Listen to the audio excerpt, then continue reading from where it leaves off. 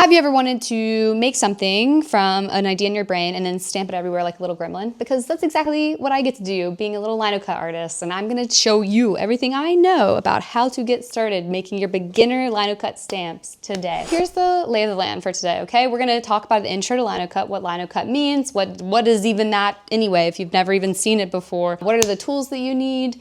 What are some safety ideas to keep in mind? Why I start with lino stamps and not like lino big prints. I think stamps are really, really cool and they're tiny and I don't have a lot of attention and focus, and stamps don't necessarily need those things. They just need a little bit. So we'll talk about why I really like those. We'll talk about how you go from all these ideas in your head to something actually on paper, and then getting that paper object to a tracing paper or right onto the block. We'll talk about inking and actually printing your lino stamp. And then we'll talk about fixing it up. All the little bits, all the little things you can do after you have your first draft to really make the final image exactly as perfect as you want and dream it to be. Finally, we'll talk about why I love lino and just all my little final bits of advice before we move on to the end of the video. So Linocut is a type of relief print. That means that you're carving out the image that is actually going to be taken away. So what's left behind, what you don't touch, what is left uncarved becomes the image that you end up creating, the story that you end up telling.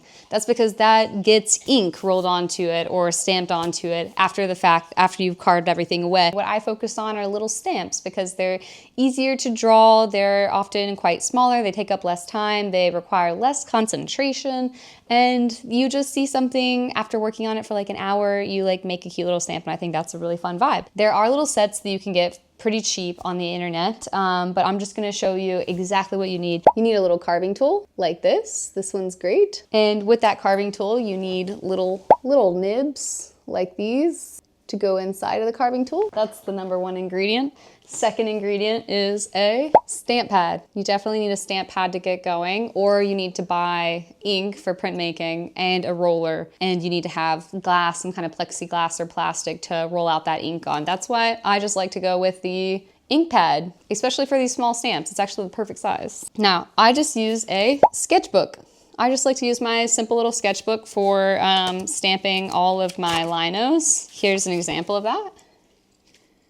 You can buy printmaking paper. I don't. I like to keep everything together in my nice little artiste book. And tracing paper. This is very helpful if you want to make a drawing that comes from an image, like a picture. In this video, I'm going to make 2 different kinds of drawings. I'm going to make a image that I sketch from an actual photo of mine of a loon using tracing paper.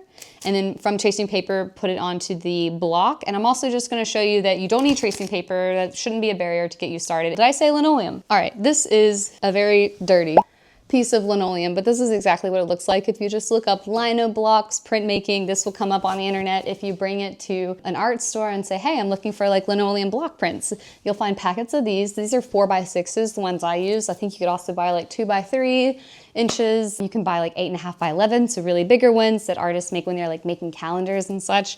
But yeah, I like the 4x6 size. I think it's perfect for what I need it to be. So when I'm looking for inspiration, I used to be someone who got a lot of blank page syndrome. Whenever I stared at a lino block or my sketchbook page, an empty one for that matter, I would just freak out and be like, oh, I'll never make anything. Nothing that I want to make is capable of being made here. I can't live up to that. But I've overcome that by just, you know, scrolling through Google Photos, scrolling through Pinterest and finding A, something I really like that I'm drawn to that I think looks really cool, or B, something that means a lot to me, like whether it was a seal that I just saw on a previous hike, something meaningful, or something I'm attracted to that I find really quite dazzling or beautiful. So those are your 2 ideas of where to get started whenever you're like, what the heck do I draw next? If you need an idea, because you can also just open up your sketchbook and say, I want to draw exactly that. Now, whenever you're first getting started with lino, especially with stamp making, you can go as detailed and complex as you want, but I recommend just starting out small because then you will be really, really proud of what you make, and there's less room for error with the simpler images. I'd rather you be really proud of what you make today than be disappointed at the really complex artwork that you tried to craft that I know that you can create with a little bit of practice. I'm just trying to be your internet artist dad, so love ya. We're gonna employ 2 different methods of lino printmaking today. The first method, if you have tracing paper on hand, or if you wanna run to the store and grab some, this is a really great option for if you already have a nice design that you wanna make in your sketchbook, or if you have any kind of bird or wildlife reference books that you want to take a picture from, or if you want to print one of your own photos like I do in this video today, and then sketch the subject matter onto tracing paper, and then from tracing paper you flip that over onto your lino block and then you sketch that, and that's because the print that you make will be in its opposite form whenever you're carving it out. When it's flipped over and stamped on the paper, it'll be in its final state, the one that you actually want. So you're gonna have to translate that in the tracing process. So let's get started with that and see what that looks like. Spread your arms around me, hold me tight. Give me all I like to leave little hints at what I need to carve away whenever I'm working on my design. There's a couple ways you can do this transfer. Some people even use a printed sheet of paper with their design and an iron to get the ink onto the lino block. I find this tracing paper method and going over with pencil works pretty well. and keep me warm till the moon goes down. Moon goes down. Now it's time to get into the actual carve. You can see that there are some little designs I added after getting my loon print on, but I ended up just carving those right out, which is totally fine. I didn't see them as part of the final vision. Don't you know how long I've waited? And honey, I'm waiting for You want to make sure that your stamp pad is cleaned up of any of this debris. Otherwise, whenever you go to actually stamp your final piece, it might get clogged, and definitely that shows up on the paper.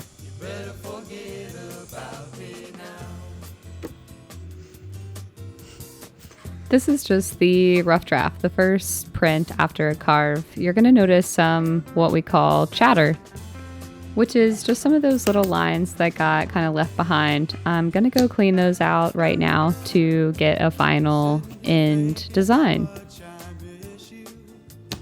miss you, and hearing you call my name out low. I also like to do the final carve and just kind of smooth out some of the edges and make it to be its most perfect, what I think is an end form. And I cried just thinking you had to go. Don't you know how long I've waited? As you can see, I'm pretty proud of this design. I think it's really cool that it was a photo in my Lightroom, and now it is a forever linoleum block that I can use to send my friends mail.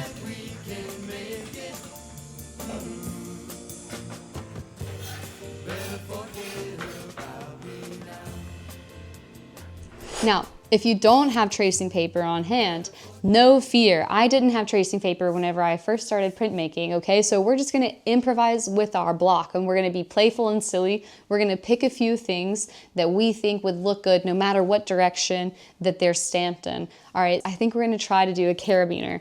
I think we're gonna try to do an oyster shell. We're gonna do a mushroom because they look good no matter what. And we're gonna do a slug, okay? These are often items that we artists or scientists will call having bilateral symmetry. So anything that has this bilateral symmetry, which means if you flip it either way, it's gonna look like what it's supposed to look like. Those are really great beginner Linocut friendly stamps to make. So make some of those with me here in this video, all right? Let's head over and see what that looks like. I like to get warmed up in my sketchbook first before I start drawing on the actual linoleum block. And of course I had to take a break to enjoy the little bit of sunlight coming in through my window at this most perfect time of the day.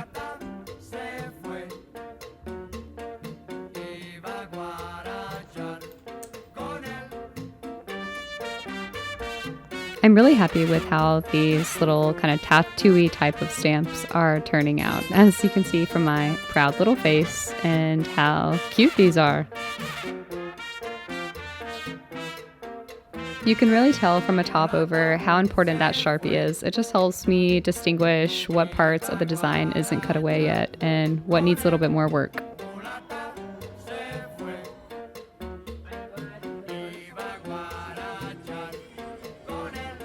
Don't mind Lady Gaga in the background. I mean, of course you wouldn't mind. She's Lady Gaga.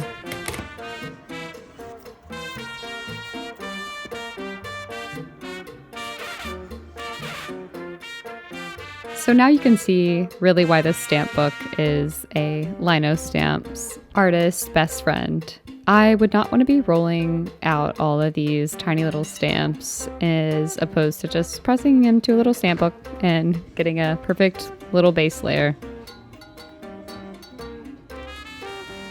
That being said, it can be a bit challenging to get a really good clean layer of black ink on these tiny stamps using this archival ink pad, I find. I don't know if I just need to maybe keep tapping it a bit more, but regardless, I still think they look really great, and I think it adds a bit of character that they're not just dripping with ink.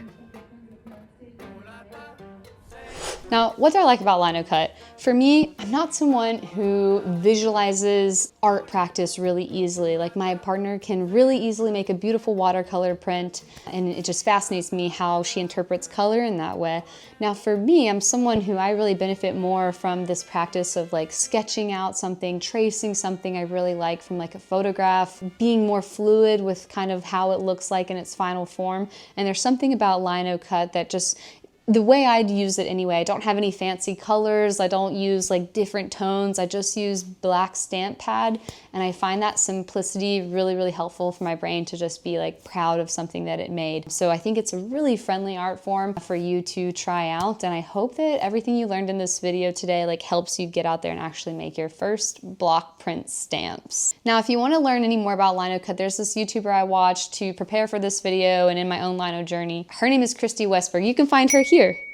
And I recommend checking Christy out because she's got some really great advice. She goes into a lot more detail, and she's a way more advanced Linocut artist than myself. So I think that she's gonna have some great nuggets of advice to give to you. If you wanna learn more, dive into this journey here with Christy. And there's also a really cool book that I recommend. The book is called Nature Imprinted, a complete guide to Linocut printmaking with its nature-inspired form, question mark, question mark.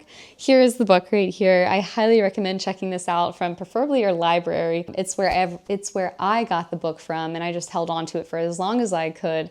And it was really great company when I was first starting my Linocut journey. I love wildlife and nature. That's who I am, is by trade a biologist. And so this really got me thinking about all the different possibilities I could make when it comes to crafting with wildlife forms. All right, that's it for week L. Thank you so much for hanging out with me in today's weave video. If you made something with Lino along with me here today, let me know in the comments below. Or if you're already a Linocut artist and you really love making this kind of similar like wildlife crafts, let me know what's your favorite creature or critter to draw in the comments below. Until then, I will see you guys next week on week M. I hope everyone had a great holiday season and a fantastic end of the year. And take care until we meet again. Bye.